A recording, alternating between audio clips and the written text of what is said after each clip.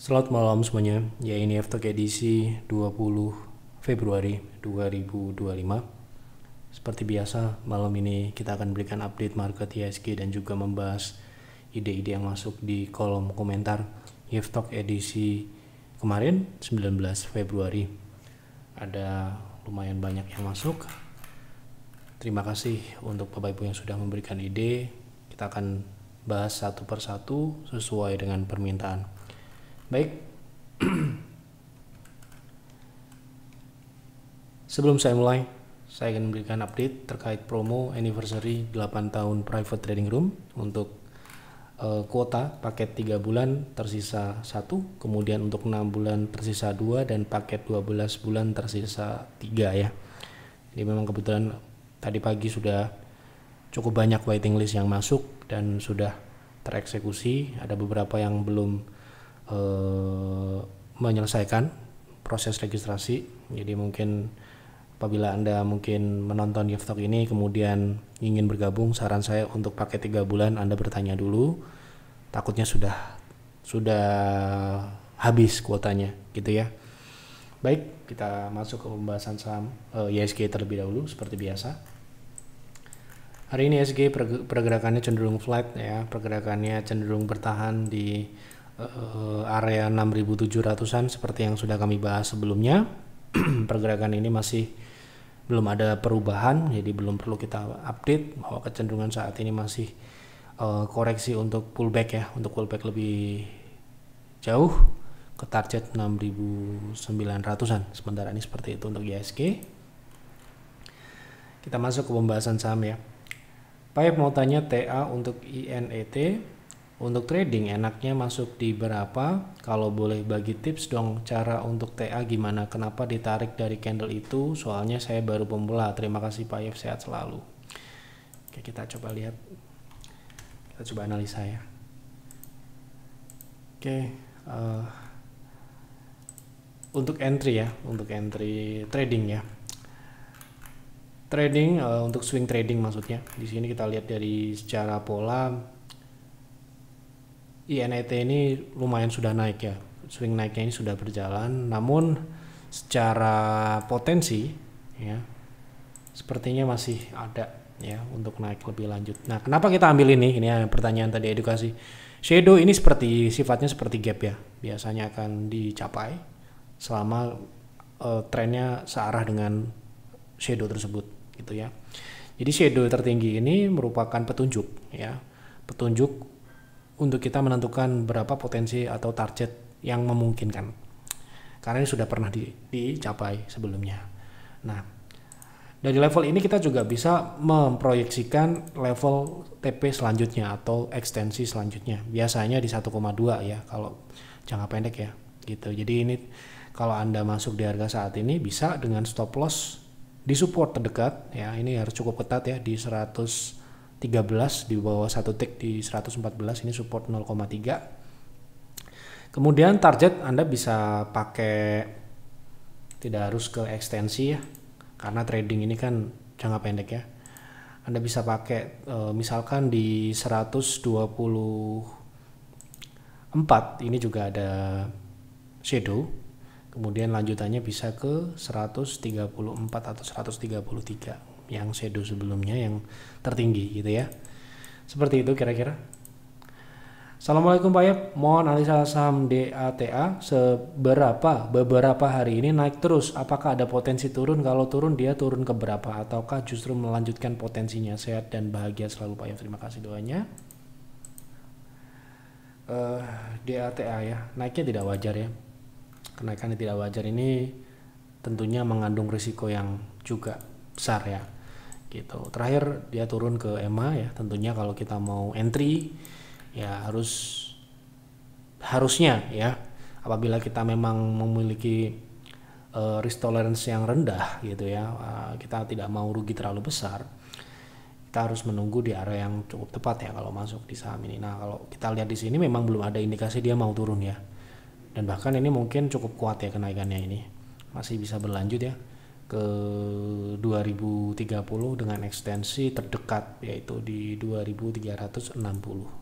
seperti itu. Jadi potensinya masih lanjut, namun apabila Anda mau entry, sekali lagi kita belajar dari kejatuhan ini ya. Ini mungkin kalaupun kita mau keluar harus cepat ya. Gitu, misalkan saham ini tiba-tiba membentuk sebuah V kedua ya, V shape kedua. Ini agak harus berhati-hati karena ini saham ini beberapa kali membentuk V ya. Kalau kita belinya ketinggian, kita akan dibawa turun jauh ya. Ya, dengan catatan kita mau disiplin trading plan-nya, mau melakukan proteksi ya, mungkin masih bisa diamankan. Tetapi kalau misalkan katakanlah ya, kita beli di pucuk kemudian saham ini balik ya, ini bisa balik ke EMA ini ke level 900 di bawah 1000 ini ya. Itu downside-nya sekitar sekarang ya, ini karena support dinamis, moving average kan bergerak ya. Ini 40%-an gitu ya. Mungkin bisa juga turun ke 0,3 yang terdekat di 15.70 itu 17%. Jadi kalau misalkan ada koreksi, mungkin Anda bisa tunggu di 0,3, di 12.80 atau di 15.75 lah, agar sedikit lebih ya mengecil ya secara risk, dan upside-nya tentu saja membesar. Risk mengecil, upside membesar, itu akan jauh lebih menarik. Seperti itu kira-kira. Lanjut ya. Baik, menurut saya tren harga coal sudah bottom rentang 100. Saya ingin invest di dua saham batubara. Menurut Pak Yef, di antara ITMG, PTMA, AAD, dan PTBA mana yang paling layak untuk invest? Terima kasih Pak. Kalau menurut saya belum bottom ya. Jadi untuk investasi di komoditas kita nggak bisa menebak bottom ya, tetapi kita mengikuti siklus yang ada. Jadi kalau misalkan batubara ini belum siklusnya belum naik ya, kita nggak bisa merekomendasikan untuk berinvestasi gitu ya. Gitu, kita melihat dari insight ya terkait batubara ya, bahwa batubara ini berpotensi turun lebih jauh ya daripada 100.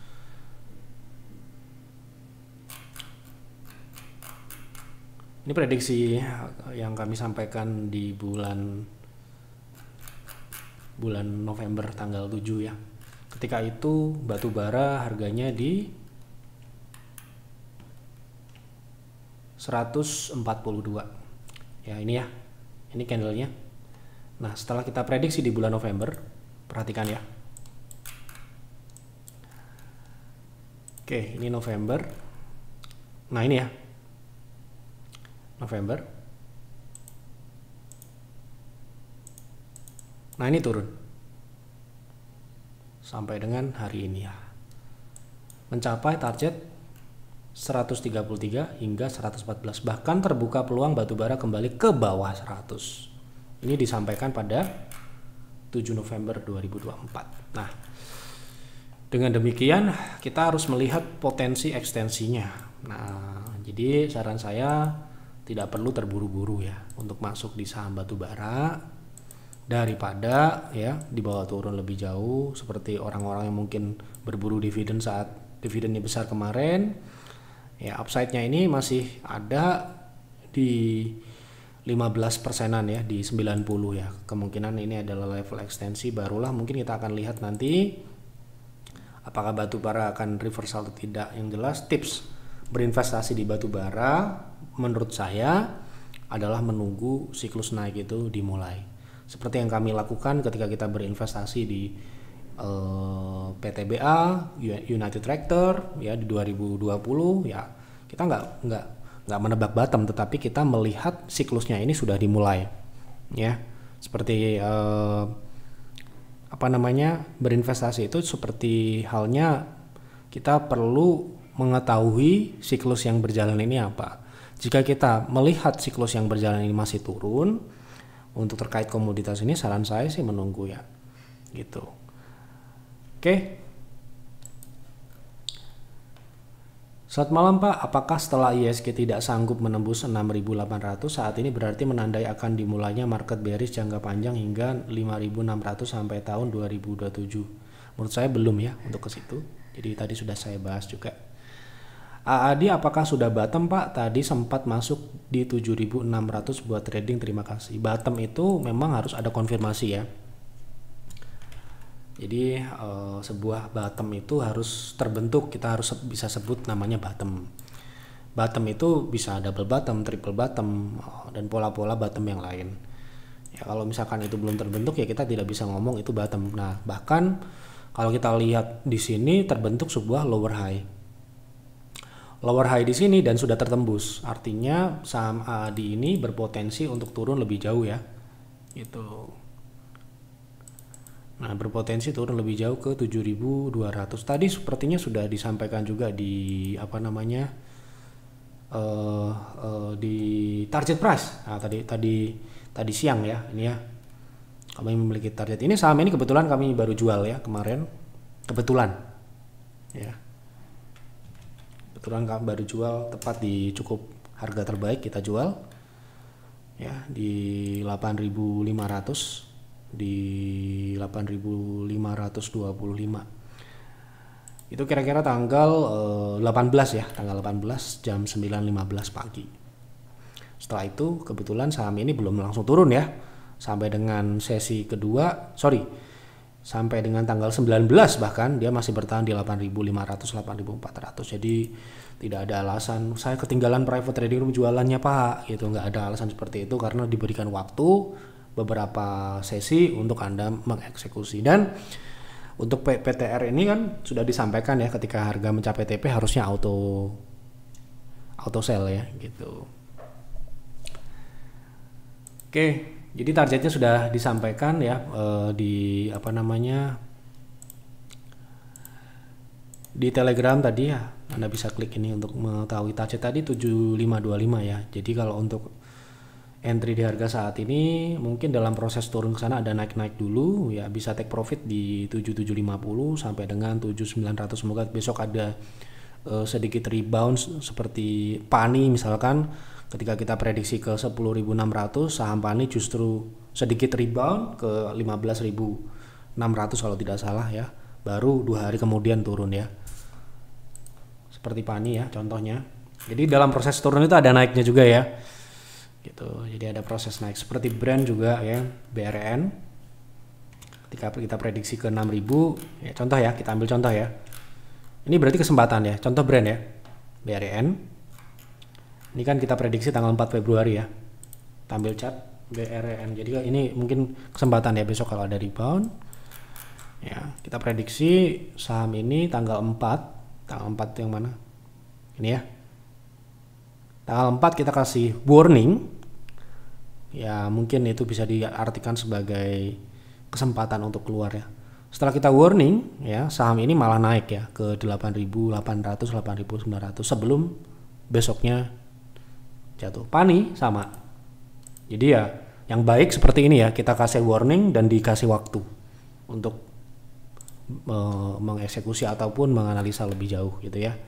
Anda tidak perlu khawatir, ya, tidak perlu takut ya. Kalau kita lihat ada potensi turun, kita sampaikan ini belum tentu juga benar, tapi kebetulan PANI dan BRN memang benar ya. Gitu. Nah, ini ya. Kita sampaikan tanggal 16 ya. PANI tanggal 16 Januari ya. Ini kita sampaikan potensinya ke 10.400 ya. Kemudian PANI tanggal 17 itu malah naik ke 15.900 bahkan ke 16.000 ding. Jadi lebih tinggi dari 16.000 ya. Jadi ya baru tanggal 21 dia jatuh ya. Tanggal 24 Januari dia sudah bahkan di 9.000, melebihi target yang seharusnya gitu ya. Walaupun sekarang ini sempat naik-naik juga ya gitu. Jadi seperti itu ya. Kalau untuk AAD tadi ya, ini sudah kita berikan detail ya di apa namanya, Anda bisa lihat di sini. Kenapa kok kita jual di 8.500 itu tentunya sudah ada dasar yang kuat ya gitu untuk kita melakukan penjualan di situ. Tentunya sudah tim private trading room sudah mengukur potensi kenaikannya hanya sebatas itu ya, kita akan eksekusi gitu ya. Oke. Jadi untuk punya di 7.600 mungkin Anda besok diberikan kesempatan untuk take profit ya setidaknya di 7.700 atau 7.800-an sebelum mungkin AD turun. Sekali lagi, yang saya sampaikan bukanlah kebenaran yang mutlak ya. Prediksi, analisa itu bisa benar dan juga bisa salah ya. Anda bisa nilai sendiri ya bagaimana mungkin tingkat akurasinya seperti apa. Anda bisa nilai sendiri itu, dan Anda pakai dan tidak itu terserah Anda. Ya. Oke. Malam Pak, untuk BNGA apakah sedang konsolidasi atau tren turun? Tolong analisanya untuk swing. Oke, kita lihat BNGA berarti jangka pendek ya. Oke, untuk jangka pendek kita menggunakan daily ya. Untuk tren jelas turun ya. Gitu. Jadi ini konsolidasi di dalam tren turun. Konsolidasi ini masih cenderung turun juga ya karena terakhir membentuk lower high juga lower high ya. Jadi konsolidasi untuk swing trade ya tentunya untuk downtrend pun ataupun konsolidasi pun bisa untuk swing trade, tapi memang terbatas ya, hanya 1% saja. Jadi untuk swing trade mungkin akan lebih baik, jauh lebih baik apabila bisa breakout di atas dan tutup di atas 17.50 untuk BNGA. Assalamualaikum warahmatullahi wabarakatuh. Waalaikumsalam warahmatullahi wabarakatuh. Mohon analisa ANJT untuk swing trading Pak Yef. Semoga Pak Yef dan tim sehat dan sukses selalu. Oke, terima kasih doanya. Oke, swingnya sudah jalan ya. Swingnya sudah jalan. Nah, kita akan lihat apakah potensinya ini sepertinya cukup bagus dalam pola dan strukturnya ini memungkinkan untuk ke shadow di 1000 ya. Dalam jangka menengah ini kita pakai weekly. Untuk jangka pendek apabila Anda mau entry di harga saham ANJT harga terakhir ya, proteksi di 790 itu di bawah 5% dengan potensi swing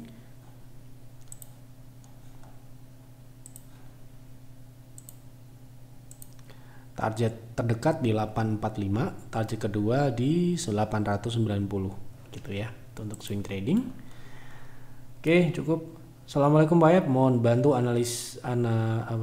mohon bantu teknikal. Sorry, sudah malam ya, matanya agak susah untuk membaca gitu. Mohon bantu teknikal saham TINS punya AVG 1075. Oke, average di 1075. TINS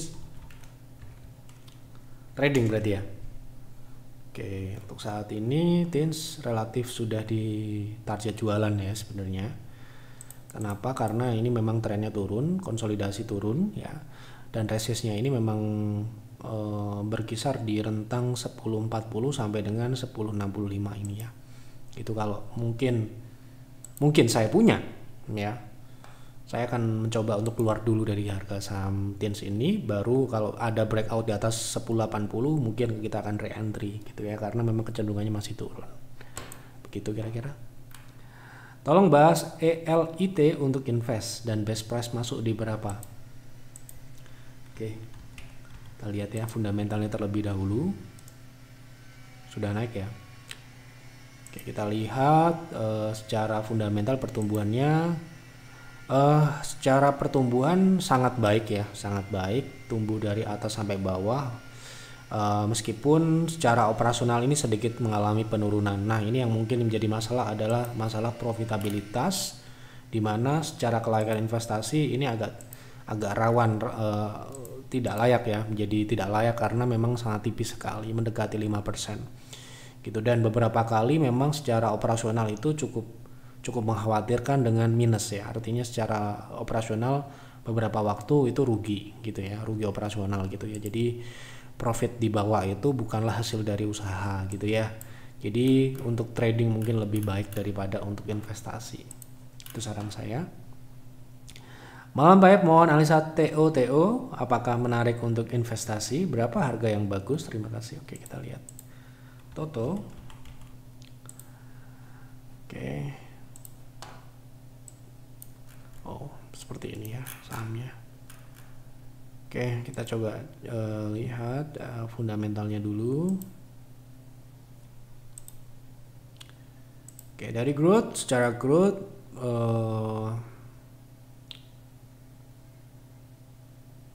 tidak terlalu baik, bukan berarti tidak tumbuh ya.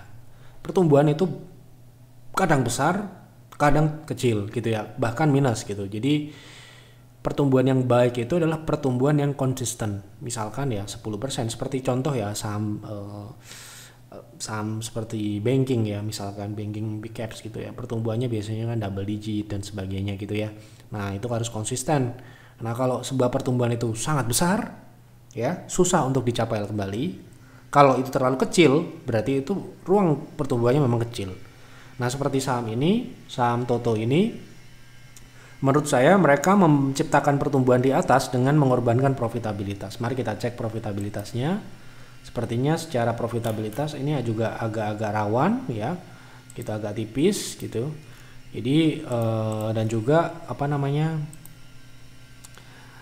cenderung turun ya beberapa waktu terakhir ini. Ya, kita lihat di sini juga sempat jatuh ke bawah average profitabilitasnya di atas 14%, 15% ya di kuartal 1 sampai dengan kuartal 3 ya. Itu bahkan hampir pernah ke 9% ya secara margin.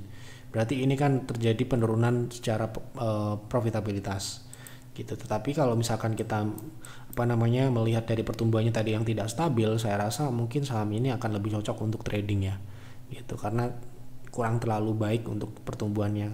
Kita cari pertumbuhan itu yang konsisten ya, tidak naik besar kemudian turun lagi, naik lagi turun lagi. Nah itu yang kita tidak mau. Apalagi kalau yang dikejar pertumbuhannya cuma yang di atas ya. Kalau pertumbuhan di bawah tidak dikelola ya, pertumbuhan profitnya tidak di manage, tidak di maintenance dengan baik ya, berarti kepentingan investor itu yang diabaikan gitu. Karena investor kan ingin profit ya gitu, ingin mendapatkan profit ya. Jadi entah itu dalam bentuk dividen maupun dalam bentuk capital gain. Nah ketika profit itu tidak dijadikan poin utama ya, hanya semata-mata mengejar pertumbuhan, itu yang kita harus hindari gitu ya. Karena growth investing itu tidak sekonyong-konyong melihat hanya pertumbuhan. Kalau misalkan kita lihat investasi growth investing ya, kita beli aja saham Goto, itu pertumbuhannya kan ngeri ya, besar sekali gitu, tetapi buktinya sahamnya apa? Turun ya gitu, jeblok gitu ya setelah IPO gitu. Kenapa? Karena memang secara profitabilitasnya tidak ada gitu ya. Mereka tidak mencari itu, mereka mencari growth ya gitu. Dan growth investing menurut kami, growth itu harus seimbang dengan profit ya. Jadi growth ya tidak mengabaikan profit, itu yang terpenting ya. Dan kita ketika berinvestasi tidak butuh saham itu banyak-banyak ya. Misalkan ya di account maksimal 8 saham, masa kita nggak bisa nyari yang lebih baik? Nah gitulah ya, cari yang lebih baik lah gitu. Kalau trading bisa, tapi untuk invest cari yang lebih baik banyak. Payev, KKGI untuk swing apakah menarik? Berapa risk dan rewardnya? KKGI ya.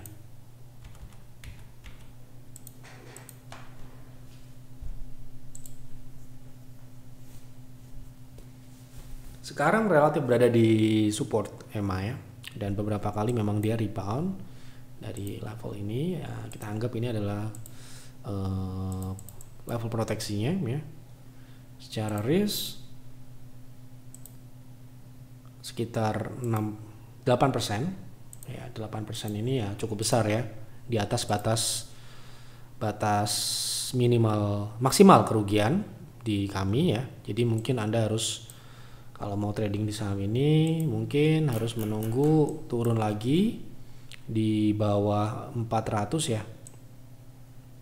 di bawah 400 ya, di 400 atau lebih rendah dari itu lebih baik. Kemudian secara upside untuk jangka pendek itu cukup besar ya, di 440 itu 10%, kemudian bisa ke 476 itu 19%. Kalau Anda bisa dapat di angka di bawah 400 ya, di 400 atau lebih rendah gitu. Harga sekarang ini kurang terlalu menarik, cara risk terlalu besar buat kami. Sekali lagi, kalau Anda trading dengan risk tolerance di atas 5% mungkin ya menarik, bisa menarik. Tapi kalau misalkan Anda seperti private trading room yang tidak boleh loss lebih dari 5%, ya ini belum waktunya gitu ya, tidak menarik gitu. Oke. Selamat malam Pak Yev, mohon analisa teknikal untuk swing trading saham BBNI. Terakhir saya lihat sempat pullback sampai 4740 dan hari ini turun kembali. Apakah untuk BBNI sudah patah tren juga seperti sebelumnya BRI setelah tidak bisa all time high kembali? Berapa target penurunan BBNI serta untuk pullback kembali di berapakah TP1 TP2-nya untuk lalu di berapakah poin CL yang perlu diperhatikan? Terima kasih untuk selalu memberikan ilmu yang berguna dan bermanfaat di YouTube ini. Semoga Pak Yef, keluarga dan rekan-rekan tim advisor diberikan kesehatan dan rezeki yang berkah berlimpah. Terima kasih doanya. Doa yang baik selalu kembali kepada yang mendoakan. Oke, kita bicara teknikal ya berarti ya. Secara teknikal kita sudah pernah membahas ya BMRI, BNI gitu ya, bahwa memang kebanyakan memang masih relatif belum seturun BRI. BRI itu sudah mulai turun dari kuartal 2 2024 ya, dimana kita sudah sampaikan secara terbuka di F-Talk yang Anda bisa tonton lagi. Sekarang pun Anda bisa cari pembahasannya. Waktu itu kita bahas terkait UMKM yang mulai melemah ya, itu kemudian profitabilitas yang kemungkinan akan mengalami penurunan, pertumbuhan juga yang akan mulai penurunan, dan terbukti BRI Anda bisa cek kinerja 2024 seperti apa. Dulu waktu kita bilang seperti itu, ini mau beli di bawah nih biar dapat harga diskon, enggak ya, kita sampai detik ini di 3.800 BRI pun kita belum beli. Kita belum rekomendasikan di peer ya. Kalau trading ya trading, tetapi kalau invest belum gitu ya. Nah, kalau kita bicara BNI, kita sudah bahas di pembahasan di F-Talk sebelumnya, Anda bisa cari. Ini masih dalam jangka menengah. Saham ini masih ada potensi untuk turun lebih jauh ya, ke 3.300. Itu target turunnya kalau tadi ditanya target turunnya. Kalau kita hanya swing trade ya di harga-harga tidak perlu menunggu sejauh itu ya. Nah, kalau kita bicara swing trade, mungkin sekarang ini cenderung ke konsolidasi ya saham ini ya. Dan ini topping ya. Ingat ya, ini adalah pengujian neckline. Apabila BNI turun kembali ke bawah 4.400, 0,3 ya, di bawah 0,3, itu kemungkinan akan mengarah ke bawah 3.800 ya. Paling terdekat ya di 4.050, tetapi secara Fibo dia bisa turun ke 3890 lah, baru nanti kita bicara pullbacknya. Nah, sekarang ini auto swing trade agak terlambat ya, karena swing turunnya baru dimulai ya. Ini kemungkinan akan konsolidasi dulu karena indeks masih momentumnya masih momentum pullback. Jadi mungkin kalau pullback pun ini sudah terbatas ya. Mungkin kalaupun pullback mungkin di rentang 4.400 sampai dengan 4.760 itu cuma 6%. Kalau kita mengacu pada PTR di mana TP harus ada 2 di atas 10%, ya ini nggak masuk gitu ya. Kecuali Anda masuk di bawah sini di 4.200-an gitu ya. Nah, ini menarik, tetapi kalau sekarang ini agak kecil ya secara upside. Tetapi sekali lagi saya kembalikan kepada Anda masing-masing. Setiap orang punya target profit yang berbeda-beda. Ada yang cuma nyari 2%, 3%. Untuk trading saham big caps ya itu bisa-bisa aja di harga saat ini ya. Tetapi kalau Anda mungkin mencari yang lebih besar ya secara teknikal ini kurang menarik. Ya, kita bicara jangka pendek itu ya. Tadi apakah patah tren? Jelas ini sudah patah tren jelas ya. Kita coba tarik trend line. Sebentar ya, kita coba tarik trend line. Nah, ya. Neckline ya di 4.400. Mana tadi?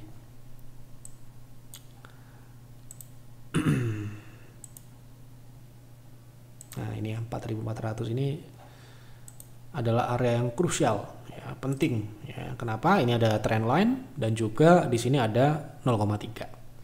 Gitu. Kalau ini lewat ya kemungkinan besar ya seperti BRI ya. Gitu. BRI baru sudah terjadi di kuartal 2024 kuartal 2 ini ya. Nah, ini di sini nih. Patah trennya ya. April 2024. Kita sampaikan secara terbuka di F-Talk.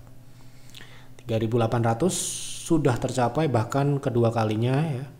Kemarin 3850 ya kemarin.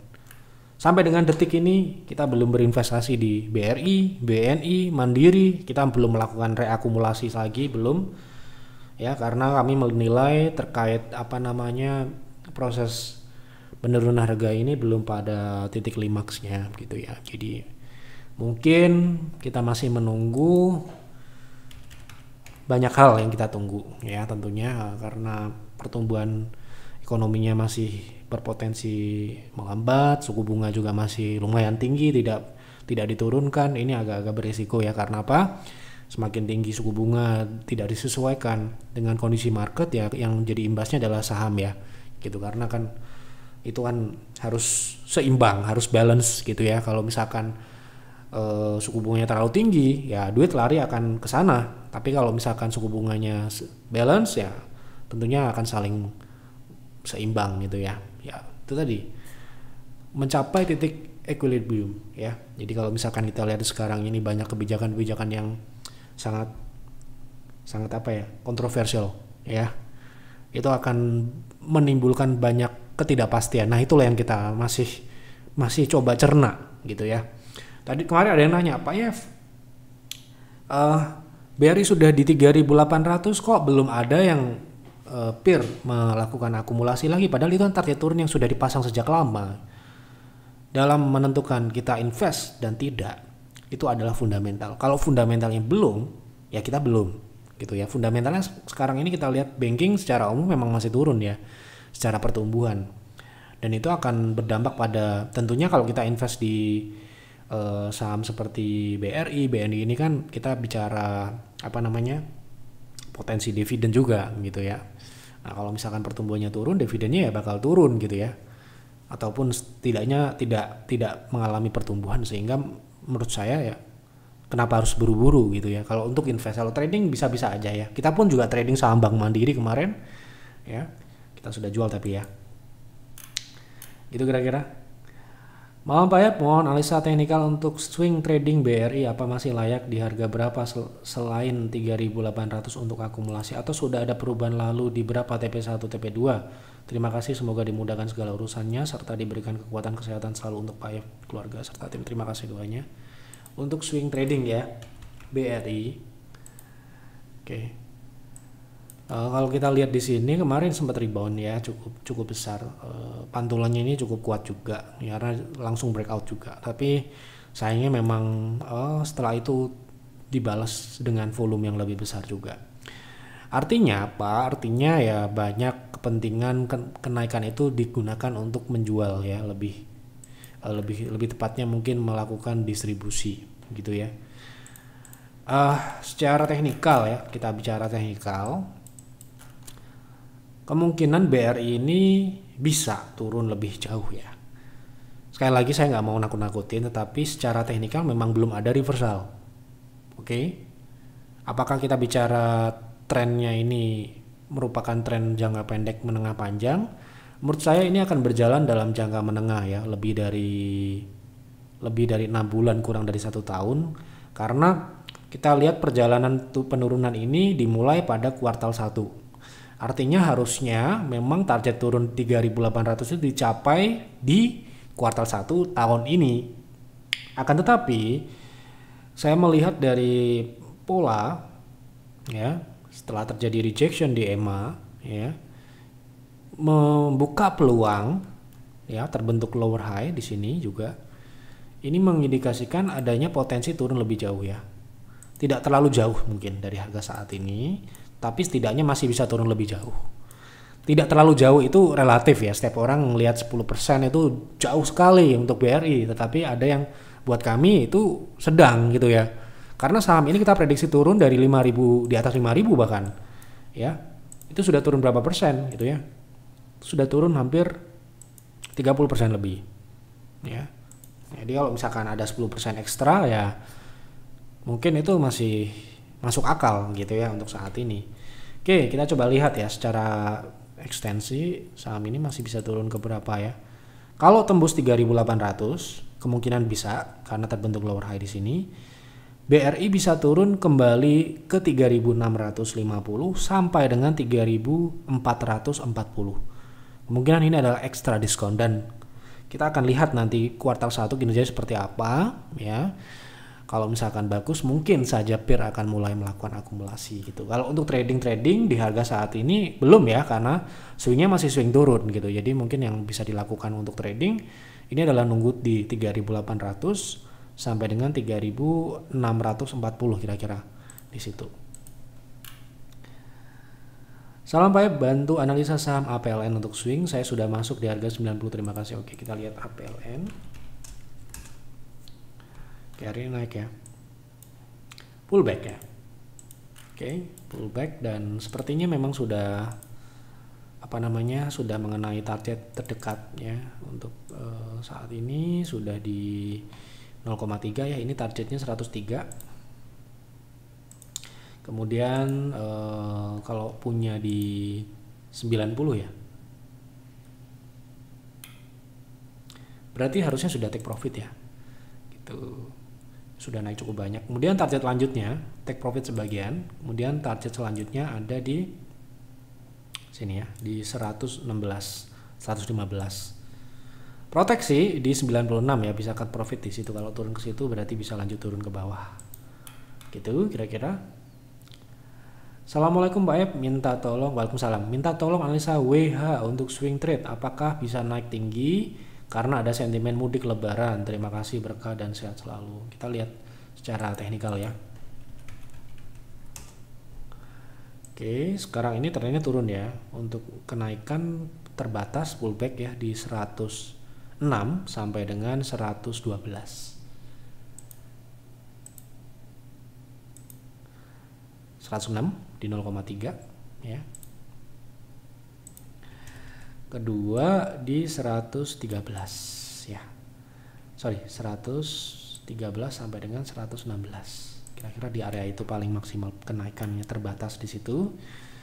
Pak, saya sempat baca berita mengenai Danantara yang tidak bisa diaudit oleh KPK. Sementara aset-aset yang dikelola oleh Danantara ini adalah 7 aset BUMN. Menurut Pak Yef, apakah dampaknya terhadap saham-saham perbankan BUMN dengan aturan pengawasan Danantara tersebut? Kemudian bagaimana tanggapan Pak Yef mengenai tagar pindahkan saldo rekening dari BUMN ke bank swasta? Mohon pencerahannya Pak Yef. Terus ini ada yang balas ya, ada yang bantu jawab. Itu yang dikelola Danantara itu dividen bukan BUMN. Bukan BUMN-nya, berarti yang hasil dari dividennya saham-saham BUMN itu yang dikelola oleh Danantara untuk investasi gitu ya. Jadi kalau sebelumnya itu kan masuk ke APBN, sedangkan kalau masuk APBN itu untuk shopping, untuk belanja gitu ya, untuk meningkatkan konsumsi, ya kan? Nah kalau masuk ke Danantara itu kan diinvestasikan. Nah masalahnya kalau diinvestasikan itu kan namanya investasi selalu ada risiko, ya kan? Sedangkan kalau sekarang ini motor penggerak pertumbuhan ekonomi kita adalah konsumsi. Jadi ada potensi ya konsumsinya akan dalam tanda kutip akan terdampak ya. Besar dan kecilnya saya belum bisa sampaikan secara mendetail karena saya belum menghitung. Tapi secara analoginya banyak akan ada ya tadi yang sudah mungkin Anda baca juga di berita ya, banyak efisiensi bahasa kerennya gitu. Banyak pemangkasan karena ya secara APBN-nya, sumber APBN-nya akan dikelola sebagian untuk investasi gitu ya. Jadi investasi ini juga mengandung risiko dan kita belajar dari ya case-case sebelumnya, contoh lah ya pengelolaan BUMN sendiri non bank ya, bagaimana hasilnya gitu ya. Kemudian kalau bank saya rasa BUMN yang masih dalam kategori yang sehat dan baik-baik saja sebenarnya. Cuma pertumbuhan ini turun disebabkan oleh ya terjadi perlambatan ekonomi ya. Itu tadi kalau misalkan konsumsi menurun ya tentu saja ini akan berdampak secara langsung dan tidak langsung ke perbankan. Ya, sentimennya negatif. Nah, kemudian secara harga saham tadi kalau BRI sendiri ada potensi downside ke bawah sekian tadi, kemudian BNI dan Mandiri sendiri sudah kita bahas juga di Yeftalk dan di Insight berapa target potensi penurunannya gitu ya. Lalu bagaimana terkait tagar pindahkan saldo rekening dari bank BUMN ke bank swasta? Mohon pencerahannya ini. Ya ini semacam kritik dan saya rasa kita belum bisa melihat bagaimana impact dan sebagainya. Yang jelas kalau ada perpindahan dana gitu ya, dana pihak pertama gitu ya, akan menyebabkan gangguan-gangguan likuiditas dan sebagainya gitu ya. Dan itu ya agak ngeri juga kalau, tapi saya belum bisa memastikan ini akan seperti apa. Tetapi yang jelas sentimennya ini cenderung ke negatif ya. Direspon dengan negatif gitu ya. Nah, bagaimana sikap kita ya? Sikap kita menurut saya tentunya ini adalah dinamika market ya. Dinamika market ini tentunya kalau nanti timbul sebuah masalah pasti akan ada solusi seperti kemarin Covid ya. Kita tidak perlu panik, tidak perlu memusingkan hal yang di luar kontrol kita ya. Seperti saya ini kan trader kecil, investor kecil ya. Pemerintah mau ngapain, kita mau ngomong apapun mereka nggak peduli gitu kan. Nah, yang bisa kita lakukan adalah tenang dan mencari peluang ya. Sebagai investor dan trader kecil seperti saya, tidak bisa komplain, tidak bisa mendikte pemerintah mau ngapain, market seperti apa. Yang hanya bisa kita lakukan adalah berhati-hati ya. Berhati-hati memilih dan memilah, terutama ya kalau BUMN kita nggak anti BUMN ya. Kita kalau dikasih harga bagus ya kita invest, kalau nggak dikasih bagus ya kita nggak gitu ya. Bukan kita bilang anti BUMN dulu, kita sering dikata-katain anti BUMN ini seperti itu. Kita tidak, kita menyampaikan apa adanya gitu ya. Kira-kira untuk sementara kita akan nanti lihat bagaimana impactnya. Yang jelas sejauh ini BUMN itu kinerjanya memang turun, jauh turun. 5 tahun terakhir ini memang bisa dikatakan penurunannya ini merupakan ya kinerja yang cukup buruk ya. Banyak yang kena masalah, banking sampai turun itu juga merupakan tanda-tanda juga yang kurang baik ya. Gitu, biasanya banking itu kan nggak siapapun menterinya tetap tumbuh lah ya. Tapi kali ini kita lihat penurunan gitu ya, penurunan pertumbuhan ya gitu. Jadi itu ya membuat kita cukup happy karena kita nggak punya. Kedua, kita bisa mencari posisi yang baik gitu ya. Kita nunggu gitu, intinya gitu. Baik, itu kira-kira yang dapat saya sampaikan. Nanti kita akan coba update kalau sudah ada datanya, karena kita hanya bicara data di sini. Kalau ada datanya kita sampaikan. Baik, cukup ya, sudah 40 menit Jeff Talk malam ini. Terima kasih untuk Bapak Ibu yang sudah menonton, sudah memberikan ide. Silakan tulis kembali di kolom komentar. Mohon maaf apabila yang saya sampaikan ini kurang lengkap ataupun kurang berkenan. Silahkan Anda konsultasikan lagi dengan tim advisor apabila Anda member. Konsultasi sesuai dengan layanan yang Anda ikuti ya. Itu saja yang dapat kami sampaikan di Jeff Talk malam ini. Selamat malam dan selamat beristirahat.